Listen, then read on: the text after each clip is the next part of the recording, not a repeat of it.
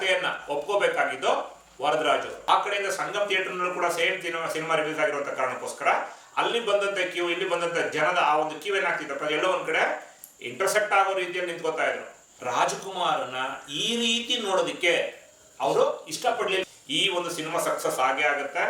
ಇದನ್ನ ಸಕ್ಸಸ್ ಆಗ್ಲಿಲ್ಲ ಅಂದ್ರೆ ನಿಮ್ಗೆ ಒಂದು ಶಪಥ ಮಾಡ್ತೀನಿ, ಯಾಕೋ ಈ ಸಿನಿಮಾದಲ್ಲಿ ನನಗೆ ಅಷ್ಟು ಆಸಕ್ತಿ ಬರ್ತಾ ಇಲ್ಲ. ಶಂಕರ್ ನಾಗು ಅವರ ನಿರ್ದೇಶನದಲ್ಲಿ ಬಂದಂತ ಕಟ್ಟ ಕಡೆಯ ಸಿನಿಮಾ ಆಗ್ಬಿಡ್ತು.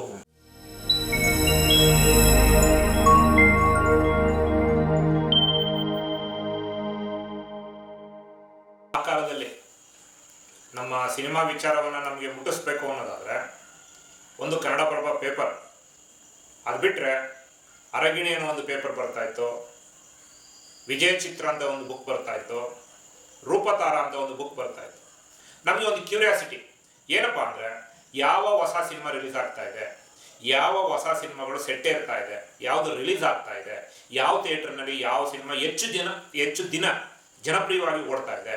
ಒಂದು ರೀತಿ ಖುಷಿ. ಆ ಒಂದು ಪೋಸ್ಟರ್ನಲ್ಲಿ 100 ದಿನ ಅನ್ನೋದು, 25ನೇ ವಾರ ಅನ್ನೋದು, 50ನೇ ದಿನ ಅನ್ನೋದು, ಅದು ಆ ಒಂದು ಪಬ್ಲಿಸಿಟಿ ಬರೋದನ್ನ ನೋಡಿದಾಗ ಎಲ್ಲೋ ಒಂದ್ ಕಡೆ ಖುಷಿ ಆಗ್ತಾ ಇತ್ತು. ಅಂತ ಸಂದರ್ಭದಲ್ಲಿ ನಾನು ಆ ವಿಜಯ ಚಿತ್ರ ಅಥವಾ ರೂಪತಾರ ಅನ್ನೋ ಒಂದು ಬುಕ್ ನಲ್ಲಿ ನಾನು ಓದಂತ ಕೆಲವು ವಿಚಾರ ಇವತ್ತು ಹಂಚ್ಕೋಬೇಕು ಅನ್ಕೋತೀನಿ. ಯಾವ್ದಪ್ಪ ಅಂದ್ರೆ, ಆ ಒಂದು ಮುತ್ತಿನ ಕಥೆಯನ್ನು ನಮ್ಮ ಡಾಕ್ಟರ್ ರಾಜ್ಕುಮಾರ್ ಅವರ ಸಿನಿಮಾ ಕಥೆ. ಆ ಡಾಕ್ಟರ್ ರಾಜ್ಕುಮಾರ್ ಅವರ ಸಿನಿಮಾ ಕಥೆ ಅನ್ನೋದಕ್ಕಿಂತ ಹೆಚ್ಚಾಗಿ ಅದನ್ನ ಶಂಕರ್ ನಾಗೂರ್ ಅವರ ನಿರ್ದೇಶನದಲ್ಲಿ ಡಾಕ್ಟರ್ ರಾಜ್ಕುಮಾರ್ ಅವರು ನಟಿಸಿದ ಮೊದಲ ಚಿತ್ರ. ದುರಂತ ಏನಪ್ಪಾ ಅಂದ್ರೆ, ಅದೇ ಅವರಿಬ್ಬರ ಒಂದು ನಿರ್ದೇಶನದಲ್ಲಿ ಮತ್ತು ನಟನೆಯಲ್ಲಿ ಕೊನೆ ಚಿತ್ರ ಆಗಿತ್ತು. ಯಾಕಪ್ಪ ಅದು ಮೊದಲನೇ ಚಿತ್ರ ಅಂತ ಅಥವಾ ಕೊನೆ ಚಿತ್ರ ಅಂತ ನಾನು ಹೇಳಕ್ ಹೋಗ್ತಾ ಇದ್ದೀನಿ ಅಂದ್ರೆ, ಆ ಸಿನಿಮಾದ ಕಥೆಯನ್ನ ಹೇಳೋ ಸಂದರ್ಭದಲ್ಲಿ ಪಾರ್ವತಮ್ಮ ರಾಜ್ಕುಮಾರ್ ಅವರು, ವರದರಾಜ್ಕುಮಾರ್ ಅವರು, ಅವರಿಬ್ಬರಿಗೂ ಕೂಡ ಕಥೆಯನ್ನ ಫಸ್ಟ್, ಅದು ಇವತ್ತು ಕೂಡ ದೊಡ್ಡ ಮನೆ ಏನಪ್ಪಾ ಅಂದ್ರೆ ಒಂದು ಸಂಪ್ರದಾಯ ಇತ್ತು. ಯಾವುದೇ ಒಂದು ಕಥೆಯನ್ನ, ಅದು ಅಣ್ಣವ್ರ ಸಿನಿಮಾ ಆಗಿರ್ಬೋದು, ಅಣ್ಣವ್ರ ಮಕ್ಕಳ ಸಿನಿಮಾ ಆಗಿರ್ಬೋದು, ಫಸ್ಟ್ ಕಥೆಯನ್ನ ಒಪ್ಕೋಬೇಕಾಗಿದ್ದು ವರದರಾಜ್ ಅವರು. ಅವರು ಕಥೆಯನ್ನ ಕೇಳಿ ಅವರು ಮೆಚ್ಚಿದ್ರೆ ಮಾತ್ರನೇ ನೆಕ್ಸ್ಟ್ ಪ್ರೋಸೆಸ್ ಸ್ಟಾರ್ಟ್ ಆಗ್ತಾ ಇದ್ದಿದ್ದು. ಅವರು ಒಪ್ಪಿದ್ದಾರೆ ಅಂತ ಹೇಳಿದ್ರೆ ಅಲ್ಲಿ ಪಾರ್ವತಮ್ಮ ರಾಜ್ಕುಮಾರ್ ಅವರಾಗಿರ್ಲಿ, ರಾಜ್ಕುಮಾರ್ ಅವರಾಗಿರ್ಲಿ, ಅಥವಾ ಅವರ ಸುಪುತ್ರರಾಗಿರ್ಲಿ, ಯಾರು ಕೂಡ ಎರಡನೇ ಮಾತಾಡ್ತಿರ್ಲಿಲ್ಲ. ಅಂದ್ರೆ ಯಾರೇ ಒಬ್ಬ ನಿರ್ದೇಶಕನಾಗಿರ್ಲಿ, ಯಾರೇ ಒಬ್ಬ ಕತೆ ಬರೆಯೋರಾಗಿರ್ಲಿ, ಫಸ್ಟ್ ಅವ್ರು ಮೆಚ್ಚಿಸ್ಬೇಕಾಗಿಲ್ಲ ಯಾರಿಗಪ್ಪ ಅಂದ್ರೆ ವರದರಾಜ್ ಅವ್ರಿಗೆ. ಆ ವರದಣ್ಣರಿಗೆ ಒಪ್ಪಿಸಿದಾದ್ರೆ ಅದು ಮುಂದಿನ ಒಂದು ಪ್ರೋಸೆಸ್ ಸ್ಟಾರ್ಟ್ ಆಗ್ತಿತ್ತು. ಈ ಶಂಕರ್ ನಾಗೂರ್ ಅವರ ಕಾಂಬಿನೇಷನ್ ಅಲ್ಲಿ ಶಂಕರ್ ನಾಗೂರ್ ಅವರ ಮಹತ್ವಾಕಾಂಕ್ಷೆ ಆ ಒಂದು ಸಿನಿಮಾ ಯಾವುದಪ್ಪ ಅಂದ್ರೆ ಒಂದು ಮುತ್ತಿನ ಕಥೆ. ಆ ಒಂದು ಮುತ್ತಿನ ಕಥೆಯನ್ನ ನಿರ್ದೇಶನ ಮಾಡೋದಕ್ಕಿಂತ ಮುಂಚೆ ಅವರು ಫಸ್ಟ್ ಅಪ್ರೋಚ್ ಮಾಡಿದ್ರು. ವರದರಾಜು ಮತ್ತೆ ಪಾರ್ವತಮ್ಮ ರಾಜ್ಕುಮಾರ್ ಅವರು ಕಾಕತಾಳಿ ಅಂದ್ರೆ ಅವತ್ತು ಇಬ್ರು ಕೂಡ ಒಟ್ಟಿಗೆ ಕಥೆಯನ್ನೇ ಕೇಳಿದ್ರು. ಕೇಳಿದಂತ ಸಂದರ್ಭದಲ್ಲಿ ವರದರಾಜ್ ಅವ್ರಿಗೆ ಕನ್ವಿನ್ಸ್ ಆಯ್ತೇನೋ ಗೊತ್ತಿಲ್ಲ, ಬಟ್ ಪಾರ್ವತಮ್ಮ ಅವ್ರಿಗೆ ಎಲ್ಲೋ ಒಂದ್ ಕಡೆ ಆ ಸಿನಿಮಾ, ಆ ಕತೆ ಅಂದಿನ ಕಾಲದಲ್ಲಿ ಅವತ್ತಿನೇನು ಟ್ರೆಂಡ್ ಇತ್ತು, ಅದು ಸಿನಿಮಾ ಟ್ರೆಂಡ್, ಅದು ಕನ್ನಡ ಸಿನಿಮಾ ಟ್ರೆಂಡ್ ಅಂತ ನಾವೇನು ಕರಿತೀವಿ, ಅಂತ ಸಿನಿಮಾ ಟ್ರೆಂಡ್ಗೆ ಅದು ಸೂಟ್ ಆಗುತ್ತಾ ಅಂದ್ರೆ ಅಣ್ಣವ್ರಿಗೆ ಸೂಟ್ ಆಗುತ್ತಾ ಅನ್ನೋಂಗೂ ಇರ್ಬೋದು. ಅಣ್ಣವ್ರಿಗೆ ಸೂಟ್ ಆಗುತ್ತೋ ಅಥವಾ ಅವತ್ತಿನ ಟ್ರೆಂಡ್ ಸೂಟ್ ಆಗುತ್ತೋ ಅದು ಎರಡನೇ ಮಾತು. ಬಟ್ ಅವತ್ತು ಶಂಕರ್ ನಾಗು ಅವರ ಪರಿಕಲ್ಪನೆಯನ್ನ ನಾನು ಏನ್ ಹೇಳಕ್ ಹೋಗ್ತಾ ಇದ್ದೀನಿ, ಇವತ್ತು ನೀವು ಆ ಸಿನಿಮಾವನ್ನ ನೀವು ನೋಡಿದ್ದಾದ್ರೆ, ಇವತ್ತಿನ ಏನು ಮಾಡರ್ನ್ ಯುಗದಲ್ಲಿ ಒಂದು ತಂತ್ರಜ್ಞಾನವನ್ನ ಬಳಸಿ, ಅದು ಯಾವುದೋ ಒಂದು ನೊಣ ಇಟ್ಕೊಂಡು ಸಿನಿಮಾ ಮಾಡಿದ್ರು ರಾಜಮೌಳಿ ಅವರು, ಈಗ ಬರೀ ನೊಣ ಇಟ್ಕೊಂಡು ಸಿನಿಮಾ ಮಾಡಿದ್ರು, ಎಷ್ಟೋ ಕೋಟಿ ಸಂಪಾದನೆ ಮಾಡಿದ್ರು. ಅದೇ ರೀತಿ ಇವತ್ತಿನ ಬಾಹುಬಲಿ ಅಥವಾ RRR ಅಥವಾ ನಿನ್ನೆ ಮೊನ್ನೆ ಬಂದಿರುವಂತ ನಮ್ಮ KGF ಸಿನಿಮಾಗಳು, ಇವನ್ನ ನಾನು ಯಾವುದೇ ಕಾರಣಕ್ಕೂ ಕಂಪೇರ್ ಮಾಡ್ತಾ ಇಲ್ಲ, ಅವೆಲ್ಲವೂ ಕೂಡ ತಂತ್ರಜ್ಞಾನವನ್ನ ಬಳಸಿದ್ದು. ಅವತ್ತೇ ಅಂದಿನ ಕಾಲದಲ್ಲಿ ಶಂಕರ್ ನಾಗೂರು ಅಂದಿನ ಕಾಲದಲ್ಲಿ ತಂತ್ರಜ್ಞಾನವನ್ನ ಬಳಸಿದ್ರು. ಆ ತಂತ್ರಜ್ಞಾನವನ್ನ ಬಳಸಿ ಸಿನಿಮಾವನ್ನ ನಿರ್ದೇಶನ ಮಾಡಿದ್ರು.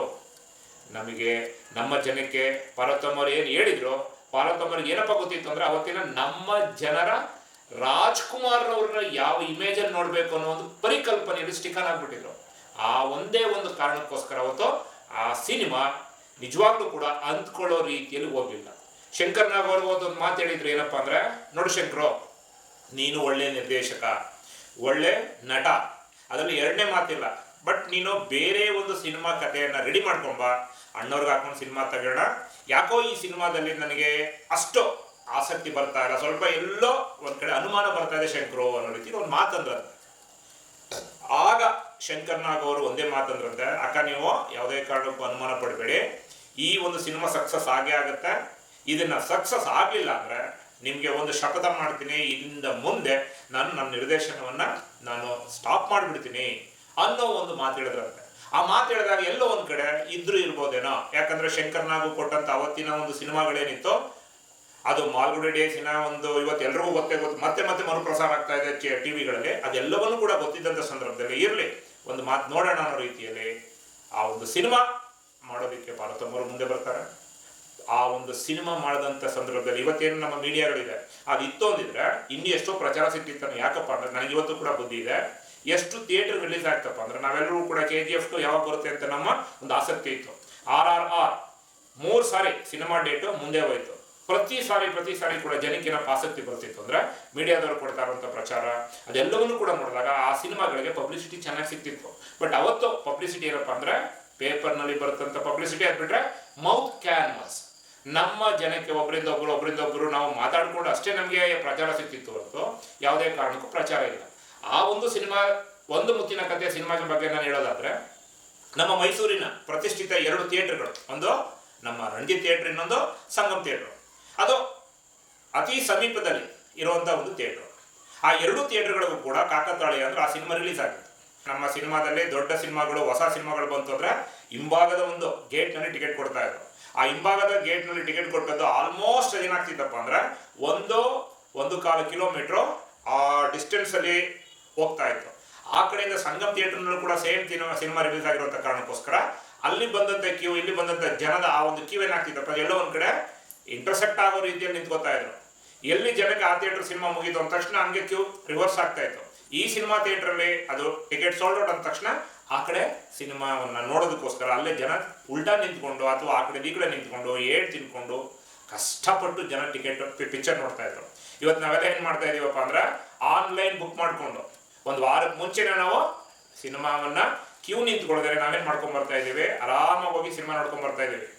ನನ್ನ ಬುದ್ಧಿ ಶಕ್ತಿಯಲ್ಲಿ ನಾನು ಮಾತಾಡಿದ್ದು ಏನಪ್ಪ ಅಂದ್ರೆ ಹೆಂಗಸರು ಮಕ್ಕಳು ಪಿಕ್ಚರ್ಗಳನ್ನು ನೋಡಬೇಕು ಅಂದ್ರೆ ಅವತ್ತಿನ ಕಾಲದಲ್ಲಿ ಮಿನಿಮಮ್ 2 ವಾರಗಳು ಕಾಯಲೇಬೇಕಿತ್ತು. ಕಾರಣ ಏನಪ್ಪ ಅಂದ್ರೆ ಆ ಒಂದು ಜನಸಂಖ್ಯೆ, ಆ ಒಂದು ರಶ್ ಯಾವ ರೀತಿ ಇರ್ತಿತ್ತಪ್ಪ ಅಂದ್ರೆ ಯಾವುದೇ ಕಾರಣಕ್ಕೂ ಕೂಡ ಸಣ್ಣ ಮಕ್ಕಳನ್ನ ಹೆಂಗಸರುಗಳನ್ನ ಕರ್ಕೊಂಡು ಸಿನಿಮಾ ನೋಡೋದಕ್ಕೆ ಆಗ್ತಾನೆ ಇರಲಿಲ್ಲ. ಆ ರೀತಿ ಜನ ರಶ್ ಇರ್ತಿತ್ತು. ಆ ವಿಪರೀತ ರಶ್ ಅಲ್ಲಿ ಯಾವುದೇ ಕಾರಣಕ್ಕೂ ಕೂಡ ಆ ಶಿಳ್ಳೆಯ ಶಬ್ದದಲ್ಲಿ ಸಿನಿಮಾ ನೋಡ್ತಿದ್ರಲ್ಲ, ಎಷ್ಟೋ ಡೈಲಾಗ್ಗಳು ಕೇಳಿಸ್ತಾನೆ ಇರಲಿಲ್ಲ ಸಿನಿಮಾದು. ಆ ಡೈಲಾಗ್ ಕೇಳೋದಕ್ಕೋಸ್ಕರ ಪ್ರತಿಯೊಬ್ಬ ಪ್ರೇಕ್ಷಕ ಏನು ಸಿನಿಮಾಗಳು ನೋಡ್ತಾ ಇದ್ದ ಪದೇ ಅವರವರೇ ರಿಪಿಟೇಷನ್ ಆಗ್ತಾ ಇದ್ರು. ಅಲ್ಲಿ ಒಂದು ಸಿನಿಮಾ ಕತೆ ಅಷ್ಟಾಗಿ ಸಕ್ಸಸ್ ಆಗಿಲ್ಲ. ಒಂದು ಮುತ್ತಿನ ಕತೆ ನಿಜ ಹೇಳ್ಬೇಕು ಅಂದ್ರೆ ಸಕ್ಸಸ್ ಆಗ್ಲಿಲ್ಲ ಅನ್ನೋದಕ್ಕಿಂತ ಹೆಚ್ಚಾಗಿ ಜನ ಅದನ್ನ ಅವತ್ತಿನ ರಾಜಕುಮಾರ್ ಏನಿದ್ರು ರಾಜಕುಮಾರನ ಈ ರೀತಿ ನೋಡೋದಿಕ್ಕೆ ಅವರು ಇಷ್ಟಪಡ್ಲಿಲ್ವೇನೋ ಗೊತ್ತಿಲ್ಲ. ಆದ್ರೆ ನಾನು ಅವಾಗ ಚಿಕ್ಕವನು ವಯಸ್ಸಿನಲ್ಲಿ ನಾನು ಕೂಡ ಸಿನಿಮಾವನ್ನು ನೋಡಿದ್ದೇನೆ. ಇವತ್ತು ಕೂಡ ಆ ಸಿನಿಮಾವನ್ನು ನೋಡಿದ್ದಾದ್ರೆ ನಮ್ಮ ಟಿವಿ ಚಾನಲ್ಗಳು ಬರ್ತವೆ, ಕೆಲವೊಂದು ನ್ಯಾಷನಲ್ ಜಿಯೋಗ್ರಫಿಕ್ ಚಾನಲ್ ಆಗಿರಲಿ, ಮತ್ತೊಂದಾಗಿರಲಿ, ಮಗದೊಂದಾಗಿರಲಿ, ನಾನು ನೋಡಿದ್ದೀನಿ. ಇವತ್ತು ಆ ಚಾನಲ್ನಲ್ಲಿ ಏನು ಶೂಟ್ ಮಾಡಿದಾರಲ್ಲ ಇವತ್ತಿನ ಒಂದು ಈ ಛಾಯಾಗ್ರಾಹಕರು, ಆ ಒಂದು ತಂತ್ರಜ್ಞಾನವನ್ನು ಅವತ್ತು ಕೂಡ ಅವರು ಬಳಸಿದ್ರು. ನಿಜ ಆಡಬೇಕು ಅಂದ್ರೆ ನಮ್ಮ ಕನ್ನಡ ಸಿನಿಮಾಗೆ ಆವತ್ತು ಏನಪ್ಪ ಪೆಟ್ಟು ಬಿತ್ತು ಅಂದ್ರೆ ಒಬ್ಬ ನಿರ್ದೇಶಕನನ್ನ ನಾವು ಕಳ್ಕೊಂಡು. ಕಾರಣ ಶಂಕರ್ನಾಗು ಅವರ ಮಾತಿಗೆ ಅವರು ಕಟ್ಟು ಬಿದ್ರು. ನಾನು ಈ ಸಿನಿಮಾ ಸಕ್ಸಸ್ ಆಗಲಿಲ್ಲ ಅಂದ್ರೆ ನಿರ್ದೇಶನ ಮಾಡಲ್ಲ ಅಂತ ಹೇಳಿದ್ರು. ಅದೇ ಒಂದು ಸಿನಿಮಾ ಶಂಕರ್ನಾಗು ಅವರ ನಿರ್ದೇಶನದಲ್ಲಿ ಬಂದಂತ ಕಟ್ಟ ಕಡೆಯ ಸಿನಿಮಾ ಆಗ್ಬಿಡ್ತು.